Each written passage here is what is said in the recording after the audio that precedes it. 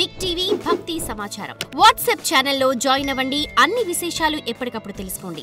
కాలమునకు ప్రతిబంధకము ఆకర్షణీయమైనటువంటి విషయాలు మనసుని లోభ పెడతాయి, మనసుని మోహ పెడతాయి.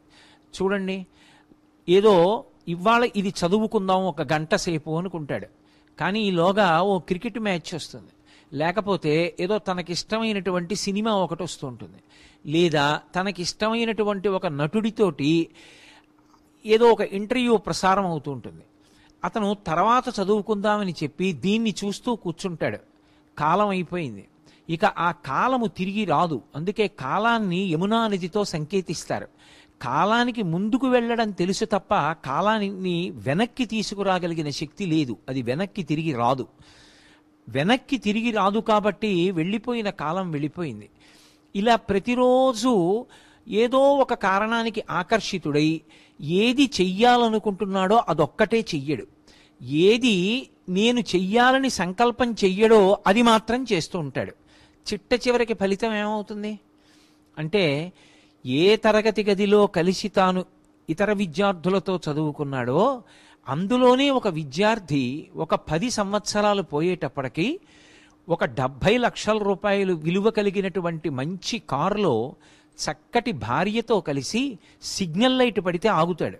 ఆ పక్కనే ఇంకా ఉద్యోగాన్ని వెతుక్కుంటూ ఒక సైకిల్ మీద ఈ పక్క విద్యార్థి ఆగుతాడు.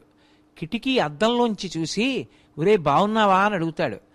వాడు కిటికీ అద్దం దింపి కారులోంచి అంటాడు, ఎరా ఇప్పటికైనా అసలు నువ్వు చెయ్యవలసిన పని సక్రమంగా అనుకున్న సమయానికి చేయడం అలవాటు చేసుకున్నావా, అలాగే ఉండిపోయావా అని అడుగుతాడు. ఇద్దరూ కలిసే చదువుకున్నారు, ఇద్దరికీ తండ్రి ఒకలాగే కట్టాడు ఫీజులు, ఇద్దరి తండ్రులు వృద్ధిలోకి రావాలనే కోరుకున్నారు. వాడు 70 లక్షల కారులో ఎలా వెడుతున్నాడు, వాడు అంత సమున్నత స్థానానికి ఎందుకు చేరాడు, పక్కవాడు సైకిల్ మీద ఎందుకు నిలబడిపోయాడు? ఒక్కటే కారణం, ఆ సమయమునందు దృష్టి పెట్టవలసిన వాడు దృష్టి పెట్టలేదు. విద్యార్థి దశలో అత్యంత కీలకమైనటువంటి కాలం ఏది అంటే 10వ తరగతి నుంచి ఆ తరువాత వచ్చేటటువంటి కాలం అత్యంత విలువైనటువంటి కాలం. ఆ కాలంలో ఏ ఒక్క క్షణాన్ని దుర్వినియోగం చేసినా కూడా ఒక్క ర్యాంక్ తేడా వస్తే చాలు. తనకన్నా ముందు వాడు ఒక విశ్వవిద్యాలయంలో చదువుకుంటాడు, క్యాంపస్ సెలక్షన్లో సమున్నతమైనటువంటి స్థాయికి వెళ్ళిపోతాడు. ఎందుచేత వెనకబడిపోతాడు ఒక విద్యార్థి అంటే, ఆ కాలమునందు దేని మీద దృష్టి పెట్టాలో దాని మీద దృష్టి పెట్టలేదు.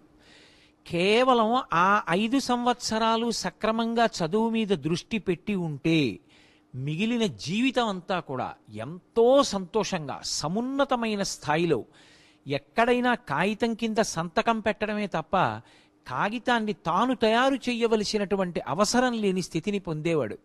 కానీ ఆ కాలాన్ని దుర్వినియోగం చేశాడు. ఆ కాలమునందు కేవలం మనసు రంజిల్లేటటువంటి విషయానికి వశపడిపోయాడు. దానికి పర్యవసానం ఏమవుతుంది అంటే, తరువాతి కాలం అంతా జీవితంలో చిన్నపుచ్చుకునే గడుపుతాడు. వాళ్ళు ఎంత ప్రేమగా పలకరించినా, తనతో కలిసి చదువుకున్నవాడు సమున్నత స్థాయికి వెళ్ళి దగ్గరికొచ్చి కరచాలనం చేసి పలకరించినా ఏదో ఆత్మన్యూనతాభావం. వాడంత వాడయ్యాడు, నేను అవలేకపోయాను. తాను జీవితాంతం విచారించినా ఇక తాను చేసిన తప్పుని మాత్రం దిద్దుకోలేడు. దిద్దుకోగలిగినటువంటి తప్పులు కొన్ని ఉంటాయి. జీవితంలో దిద్దుకోలేనంత భయంకరమైన తప్పు ఎప్పుడు జరిగిపోతుందంటే, కాలాన్ని సద్వినియోగం చేసుకోకపోవడం వల్లనే. అందుకే ఋషులు కాలం విషయంలో అంత జాగ్రత్త ప్రదర్శించారు. అసలు మీరు సనాతన ధర్మంలో వాంగ్మయాన్ని పరిశీలనం చేస్తే అన్నిటికన్నా ఎక్కువగా దేని మీద దృష్టి పెట్టి మాట్లాడారు అంటే కాలాన్ని సద్వినియోగం చేసుకోవడం. అందుకే సూర్యోదయాత్ పూర్వం ఎన్ని గంటలకి నిద్ర లేవాలి అన్నదానితో మొదలుపెట్టి ఎన్ని గంటలకి నిద్రపోవాలి అన్న విషయాన్ని కూడా ఋషులు చెప్పారు. రాత్రివేళ బుద్ధి చురుకుతనంతో ఉండదు. పైగా అందరూ నిద్రపోతున్న వేళ తానొక్కడూ మేల్కొని ఉండడం మంచి లక్షణం కాదు. అది మనసు ఏ బలహీనతలనైనా పొంది ఉంటే ఆ బలహీనతల వైపుకి ప్రయాణించడానికి అవకాశం ఇచ్చేటటువంటి సమయం. మహాభారతంలో విదురుడు ధృతరాష్ట్రుడితో మాట్లాడుతూ అదే అంటాడు. అందుకే అందరూ నిద్రపోయే వేళలో తాను నిద్రపోవాలి, అందరూ తెలివిగా ఉండవలసిన సమయంలో తాను తెలివిగా ఉండాలి. చిన్నపిల్లలకు అందుకే పెద్ద పూజా విధానాన్ని శాస్త్రం పెట్టలేదు, చాలాసేపు పూజలో గడపమని చెప్పలేదు, ఏకాదశి లాంటి ఉపవాసాలు చెయ్యమని చెప్పలేదు, దేవాలయాలకి అదే పనిగా వెళ్ళి దర్శనాలు చేసుకుని ప్రదక్షిణాలు చేసి నమస్కారాలు చెయ్యమని కూడా చెప్పలేదు.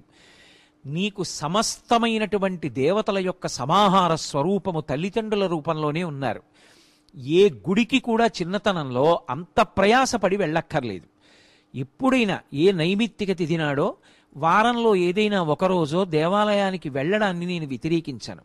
కానీ తల్లిదండ్రులకి ప్రదక్షిణం చేసి ఒక్క నమస్కారం చేస్తే చాలు. నీ గురువుగారి పట్ల నువ్వు గౌరవభావంతో పూజ్యభావంతో ప్రవర్తించగలిగితే చాలు. అది నీకు విశేషమైనటువంటి భగవంతుని యొక్క అనుగ్రహాన్ని తెచ్చి కట్టపెడుతుంది. శాస్త్రం ఎందుకు విద్యార్థి దశకి అన్ని మినహాయింపులు ఇచ్చింది అంటే ఒక్కటే కారణం, వాడి పేరే విద్యార్థి. ఆ సమయమునందు నువ్వు ఎంత విద్య సముపార్జనం చేశావో అదే నీకు రాబోయే జీవితంలో తొట్టుపాటు పడకుండా ఊంచుకుని నిలబడగలిగినటువంటి స్థితినిస్తుంది, ధార్మికమైనటువంటి జీవితాన్ని ఇస్తుంది. నువ్వు ఏ స్థానంలో కూర్చున్నావన్నది కాదు, ఏ స్థానంలో కూర్చున్నా కూడా పూజనీయుడవై అతను విశ్వసనీయమైనటువంటి వ్యక్తి, అతను పద్ధతైనటువంటి జీవితము గడిపేటటువంటి వాడనేటటువంటి కీర్తిని తెచ్చిపెడుతుంది. ఎదర జీవితంలో ఎన్నో కష్టసుఖాలు ఉండొచ్చు, ఒత్తిడులు ఉండొచ్చు, వైక్లభ్యాలు ఉండొచ్చు, ఉద్ధాన పతనాలు ఉండొచ్చు. వాటిని తట్టుకోవడానికి కావలసిన శక్తి ఎక్కడి నుంచి వస్తుందంటే విద్యార్థి దశలో ఇక ఏ పని ఉండదు. చక్కగా గ్రంథపఠనం చేయడం, గురువుగారిని సేవించడం, చదువుకోవడం. అందుకే పిల్లలు అమ్మా నేను చదువుకుంటానమ్మా అంటే కాసేపు చదువు వద్దులేరా సినిమా చూడని ఏ తల్లిదండ్రులు చెప్పరు, కాసేపు టీవీ చూడని ఏ తల్లిదండ్రులు చెప్పరు. చదువుకి ప్రతిబంధకమైనటువంటి విషయాలు ఏ ఉంటాయో వాటిని నీ దగ్గర ఉంచుకోవడమే మనసు ప్రేరణ పొందడానికి కారణమవుతుంది. ఒక తండ్రి చేతిలో సెల్ ఫోన్ పట్టుకున్నాడు అంటే దానికి ఒక అర్థం ఉంది. ఆయన ఒక కుటుంబ యజమాని కాబట్టి ఆయన ఎవరితోనన్నా మాట్లాడవలసి రావచ్చు, లేదా ఆయనతో ఎవరైనా మాట్లాడవలసి రావచ్చు. ఒక విద్యార్థిని ఎన్ని గంటలకి పాఠశాలకి పంపించాడో తండ్రికి తెలుసు, ఎన్ని గంటలకి పాఠశాలలోంచి బయటికి వస్తాడో తండ్రికి తెలుసు. అంతకన్నా ముందు ఏ కారణం చేతనైనా పాఠశాలలోంచి పిల్లవాణ్ణి పంపించేస్తే ఆ తండ్రికి అయ్యా ఇవాళ పాఠశాల ఫలానా కారణానికి మూసేసి ఇంటికి పంపించేశామని చెప్పడానికి తండ్రికి ఒక సందేశాన్ని పంపించడానికి పాఠశాల యాజమాన్యం దగ్గర ఫోన్ ఉంది. నీకెందుకు ఫోను? నువ్వు ఎవరితో మాట్లాడాలి? నీకెందుకన్ని మెసేజ్లు? నీకెందుకు సెల్ ఫోన్ ఒక్కటి దగ్గరుంటే అందులో ఇవాళ యావత్ ప్రపంచాన్ని చూడొచ్చు.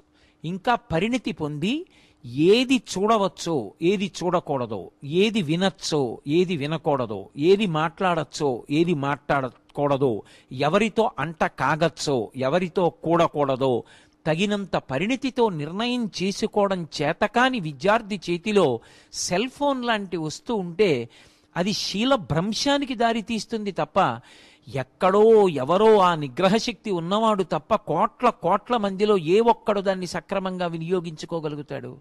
లాల్ బహదూర్ శాస్త్రి లాంటి మహాపురుషులు విద్యార్థి దశలో పాఠశాలకి వెళ్ళవలసి వస్తే చేతిలో డబ్బులు లేకపోతే పడవవాడు అక్కర్లేదయా డబ్బు ఇవ్వక్కర్లేదు ఎక్కమంటే డబ్బు ఇవ్వకుండా నేను పడవ ఎందుకు ఎక్కాలని బట్టలు విప్పి పుస్తకాల్ని వీపుకి మూట కట్టుకుని గంగానదిని ఈది ఆవలి ఒడ్డుకు వెళ్లి శాస్త్రి గారు చదువుకుని భారతదేశానికి ప్రధానమంత్రి అయి జై జవాన్ జై కిసాన్ నినాదాన్నిచ్చి హరిత విప్లవాన్ని సృష్టించి ఈ దేశానికి ఎనలేని కీర్తిని తెచ్చారు.